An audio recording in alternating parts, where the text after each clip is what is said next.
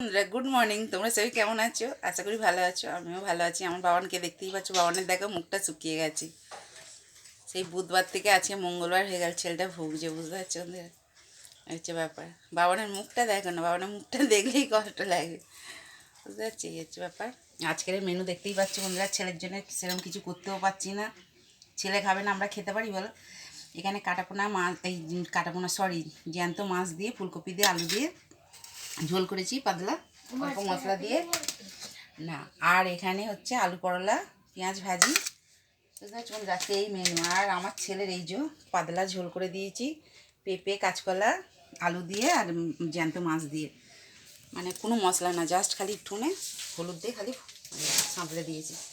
আর এখানে এই দেখো বন্ধুরা, গাজর পাতলা পেঁয়াজ আছে। আর এখানে আছে সাদা ভাত, বুঝতে পারছো বন্ধুরা? আজকে এই মেনু, আজকে মঙ্গলবারের এই মেনু, বুঝতে পারছো? ঠিক আছে, চলো সবাই সুস্থ থেকো, ভালো থেকো। আমিও খুব ভালো আছি। আর আমাকে এত এত ভালোবাসা দিতে থেকো বন্ধুরা। ঠিক আছে, চলো টাটা বাই।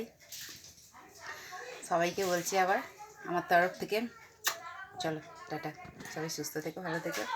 আর এত এত ভালোবাসা দিও, আর ভালো ভালো কমেন্ট করে বলবে কিন্তু বন্ধুরা। ঠিক আছে? আমার রান্নাবাড়ি কীরকম হচ্ছে, কথাবার্তা কীরকম হচ্ছে না হচ্ছে, ঠিক আছে? চলো। আর তোমাদের যখন ভালো ভালো কমেন্টগুলো দেখি আমার খুব ভালো লাগে, বুঝতে পারছো বন্ধুরা? আর আমার বাবানকে তোমরা সবাই খুব আশীর্বাদ করো, অনেক বুক ভরা ভালোবাসা দিয়ে আর আশীর্বাদ করো, বুঝতে পারছো? পাটা দেখতেই পাচ্ছে।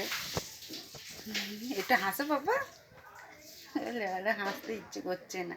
কখন তো বলছি উঠেছে, মুখটা ধো, গ্যাসের ওষুধটা খেয়ে ডাবটা কেটে দেবো। ও পটি টটি করে এসে এখন একটু খেলবে, বসে বসে ভাববে, তারপরে মুখ ধোবে। ডাবটা কেটে দিতাম তো, বলো বন্ধুরা? ঠিক আছে, চলো টাটা বাই। সবাই সুস্থ থেকো, ভালো থেকো। আমি খুব ভালো আছি।